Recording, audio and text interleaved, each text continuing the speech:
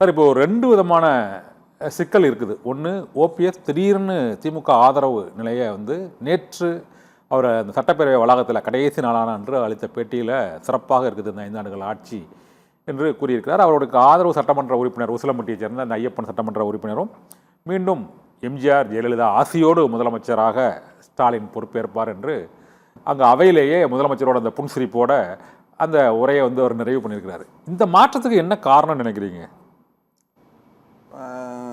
திமுகவினுடைய வாக்கு சதவீதம் வந்து கொஞ்சம் கொஞ்சமாக இன்க்ரீஸ் ஆகிறது தான் அதுக்கு காரணம்.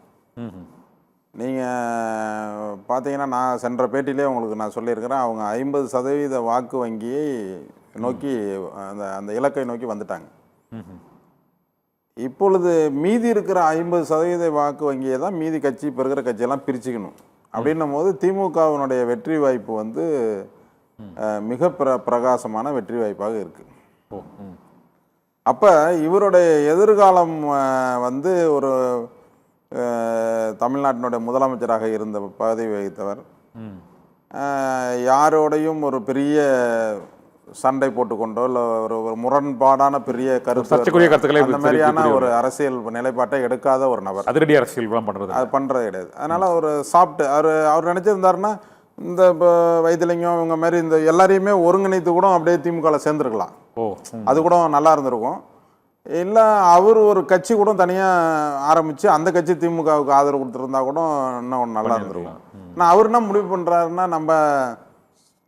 நம்மளை வந்து வேண்டான்னு சொன்னாங்கல்ல, அந்த எதிர் முகாமில் இருந்து நம்ம ஒரு வலுவான இடத்துல வந்து உட்காந்து அவங்களுக்கு நம்ம வந்து ஒரு பாடம் போட்ட வேண்டும் அப்படின்ற எண்ணம் அது எல்லாருக்கும் இருக்கும்ல. அது வந்து அவருக்கு எல்லா வசதி வாய்ப்புகளும் இருக்கு, அதேமாரி அவருக்கு சமுதாய பலமும் இருக்கு.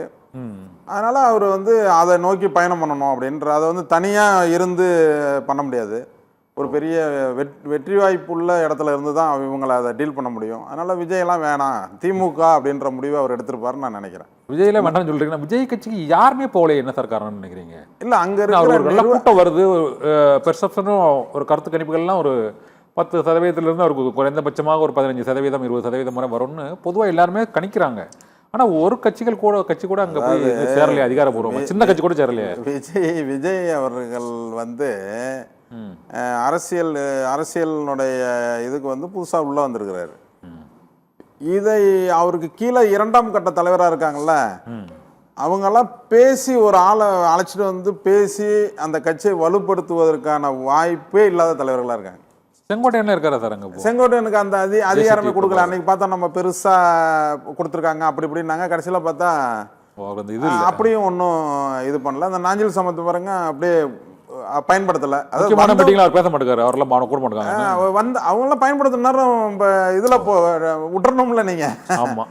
நீங்கள் அரசியல்னு வந்தாச்சு, இனிமேல் அவங்களெல்லாம் நேரம் நீங்கள் பை ரோடு அங்கங்கே பொதுக்கூட்டம் அது இதுன்னு நீங்கள் பட்டல.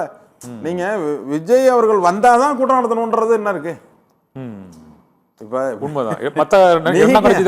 நீங்கள் மாவட்டம் ஒரு மாவட்டத்தையும் நீங்கள் அறிவிக்க வேண்டியதான பொறுப்பாளர் இருக்கிற பொறுப்பாளர் இருக்காங்க. ஆமாம், நாஞ்சில் சம்பத் தலைமையில் ஒரு குழுவை போட்டு ஒரு பேச்சாளர்கள் பயிற்சி கொடுங்கன்னு சொல்லிட்டு எல்லா மாவட்டத்திலையும் பொதுக்கூட்டத்தை நடத்த வேண்டியதானே நீங்க. அப்பதானே உங்கள்கிட்ட உங்களோட கருத்து போய் மக்கள்கிட்ட சேரும். இல்லைன்னா சேராது உங்களுக்கு. நீங்க கீழே போய் ஒன்று நீங்க ரீச் பண்ணணும். நீங்க பண்ண முடியலன்னா அடுத்த கட்ட தலைவர்களை ரீச் பண்ண விடணும். அவங்கள ஃப்ரீடம் கொடுத்துடணும். சும்மா சில பேர் மட்டும் உட்காந்துக்கிட்டு முதலமைச்சரவா நீ இவரை பேட்டி கொடுக்க வான்னு சொல்றதெல்லாம் அது எந்த விதத்தில் அரசியல்? அது அதனால ஓட்டு வங்கி வந்துருமா அது? ஓகே. டாக்டர் ராமதாஸ் வந்து கடைசியாக ஒரு வழக்கு போட்டிருக்காரு, உயர்நீதிமன்றத்தில் வழக்கு போட்டாங்க.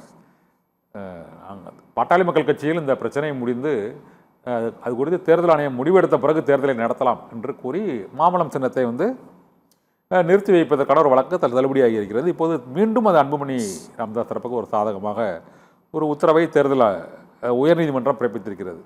இந்த சூழ்நிலையில் இப்போ டாக்டர் ராமதாஸோட நிலை என்ன? அவர் தாவேக்காவும் சேர முடியுமா, அல்லது அதிமுகவில் சேர முடியுமா, திமுகவில் சேர முடியுமா? எது அவருக்கு சாதகமான வாய்ப்பாக இருக்கும்னு நினைக்கிறீங்க? இல்லை, இந்த உயர்நீதிமன்ற வழக்கு வந்து நான் பத்திரிகையில் தான் படித்தேன்.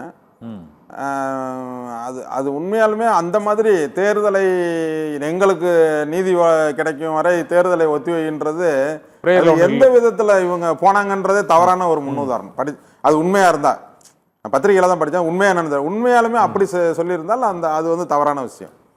நீங்க போற விஷயமே, நீங்க முன்னெடுக்கிற விஷயமே தப்பு, தவா போயிரும். அது எப்படி இருந்தாலும் அது அது ஒரு அம்சமா கூட இருக்கலாம், அவங்களுக்கு தெரியாது. அது வந்து இன்னொன்னு என்னன்னா, இது வந்து அன்புமணிக்கு சாதகம் அப்படின்றதெல்லாம் நீங்க சொல்ல முடியாது.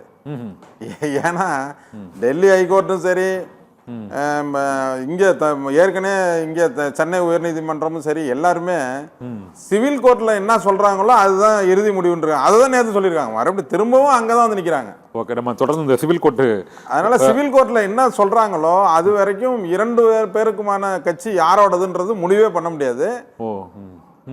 அதனால அது வந்து ஒரு பெரிய. ஓகே.